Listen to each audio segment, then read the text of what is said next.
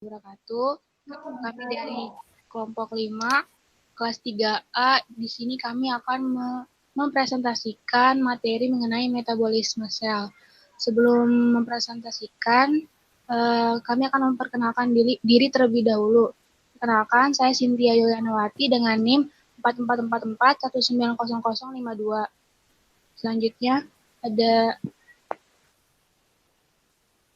Reska. Muhammad Reska Fathan dengan NIM 4444190046. Saya Erika Dianti Putri, NIM 4441900058. Saya Ahmad Ghazali dengan NIM 4441900059. Materi pertama akan dijelaskan oleh Erika. Baik, sebelumnya kita ada sedikit pendahuluan terlebih dahulu tentang metabolisme sel. Metabolisme sel mencakup karbohidrat sebagai tongkat kehidupan bagi kebanyakan organisme. Karbohidrat dalam bentuk gula dan pati merupakan bagian utama kalori total yang dikonsumsi manusia dan bagi kebanyakan hewan seperti mikroorganisme. Karbohidrat juga digunakan pada proses fotosintesis oleh tanaman dengan bantuan sinar matahari.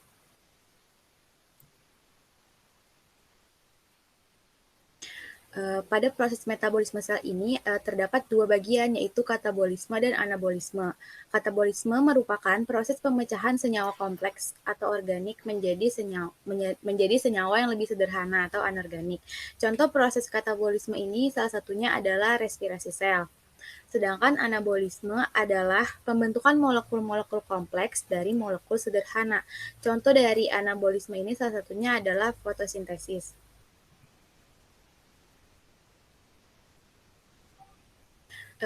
Pertama, kita akan membahas tentang respirasi sel. Respirasi sel merupakan salah satu contoh katabolisme yang bertujuan menghasilkan energi dari proses penguraian bahan makanan seperti karbohidrat, asam lemak, dan asam amino, serta menghasilkan CO2, H2O, dan energi.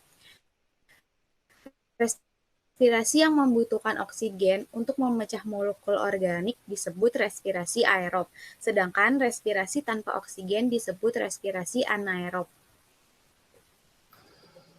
Selanjutnya adalah respirasi aerob. Respirasi aerob merupakan proses pembebasan energi kimiawi yang terkandung dalam molekul organik dalam sel hidup menjadi energi yang dapat digunakan untuk bermacam-macam aktivitas tubuh. Proses tersebut secara garis besar dapat dibedakan menjadi 3 tahapan utama dan 1 tahapan transisi, yaitu glikolisis, dekarboksilasi oksidatif, siklus Krebs, dan transfer elektron. Ini merupakan glikolisis. Adalah reaksi pelepasan yang memecah satu molekul glukosa yang terdiri dari 6 atom karbon atau monosakarida yang lain menjadi 2 molekul asam pirufat, 2 NADH, dan 2 ATP. Proses ini menghasilkan ATP dengan jumlah keseluruhan adalah 8 ATP.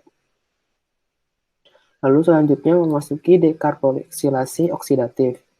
Dekarboksilasi oksidatif adalah peristiwa pelepasan gugus karboksil dari asam pirufat dan penambahan molekul CoA sehingga menghasilkan asetil-CoA dalam suasana aerob yang berlangsung di membran krista mitokondria. Proses ini menghasilkan 2 NADH yaitu setara dengan 6 ATP. Lalu selanjutnya ada siklus Krebs. Siklus Krebs berlangsung di dalam matriks mitokondria dan terjadi secara anaerob atau tidak memerlukan oksigen bebas. Asetil-CoA sebagai bahan dalam siklus ini masuk dan bereaksi dengan asam oksaloasetat menjadi asam sitrat. Proses ini menghasilkan 6 NADH, 2 FADH, dan 1 ATP. Jumlah keseluruhan ATP yang dihasilkan adalah 24 ATP.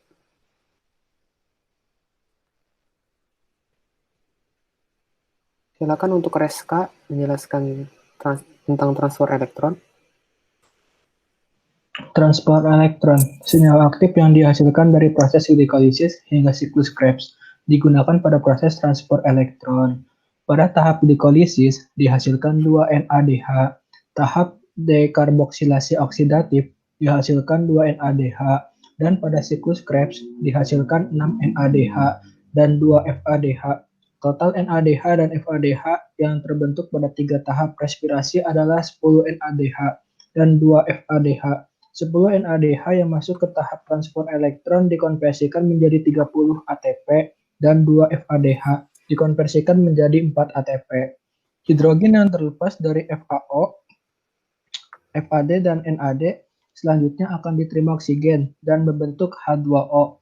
Hasilnya adalah 12H2O dan 6H2O digunakan pada siklus Krebs sehingga hasil bersihnya adalah 6H2O. Anabolisme. Anabolisme adalah proses-proses penyusunan energi kimia melalui sintesis senyawa-senyawa organik. Reaksi tersebut dikatalisis oleh enzim, baik oleh reaksi yang sederhana maupun reaksi yang rumit. Contoh proses anabolisme adalah fotosintesis. Fotosintesis merupakan proses pembentukan molekul-molekul makanan yang kompleks dan berenergi tinggi dari komponen-komponen yang lebih sederhana oleh tumbuhan hijau dan organisme autotrofik lainnya dengan keberadaan cahaya matahari. Fotosintesis berlangsung melalui 2 tahap, yaitu reaksi terang dan reaksi gelap. Selanjutnya adalah reaksi terang. Reaksi terang merupakan fotosintesis yang terjadi pada membran tilakoid kloroplas. Reaksi terang adalah reaksi fotosintesis yang telah lama kita kenal, yaitu proses pembuatan karbohidrat dari air, karbon dioksida, dan tentunya cahaya matahari. Reaksi terang sangat bergantung pada matahari, dan reaksinya menghasilkan ATP, NADPH, dan oksigen yang dilepaskan ke udara. Reaksi terang berlangsung terlebih dahulu dan hasilnya digunakan sebagai energi pada reaksi gelap.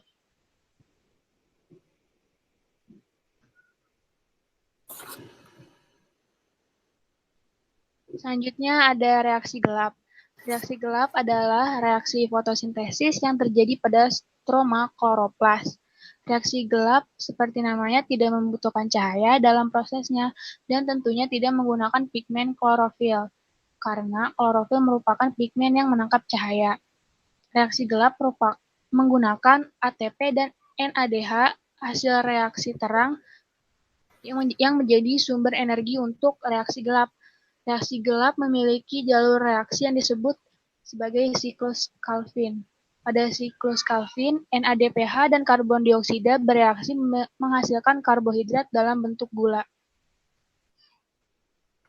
Selanjutnya ada faktor-faktor yang mempengaruhi fotosintesis.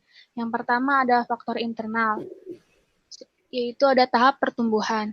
Tahap pertumbuhan ini mempengaruhi karena pada laju fotosintesis jauh lebih tinggi pada tumbuhan yang berkecambah dibandingkan tumbuhan yang dewasa. Selanjutnya ada kadar klorofil. Kadar klorofil adalah zat hijau daun. Semakin banyak jumlah klorofil dalam daun, maka proses fotosintesis berlangsung sangat cepat. Jika kadar klorofil berkurang, maka daun akan menguning. Hal ini akan menurunkan laju fotosintesis. Selanjutnya ada umur daun. Umur daun mempengaruhi fotosintesis karena semakin tua daun, maka kemampuan berfotosintesis semakin berkurang. Hal ini disebabkan karena adanya perombakan klorofil dan berkurangnya fungsi kloroplas. Selanjutnya ada struktur daun dan stomata. Jadi bentuk daun dan stomata ini tebal tipisnya berpengaruh juga pada pertumbuhan, pada jumlah klorofil. Stomata dan mudah tidaknya menyerap cahaya. Selanjutnya ada faktor eksternal. Ada cahaya matahari, suhu, air, karbon dioksida, mineral, dan oksigen. Sekian presentasi dari kelompok 5. Kurang lebihnya mohon maaf. Wassalamualaikum warahmatullahi wabarakatuh. Terima kasih.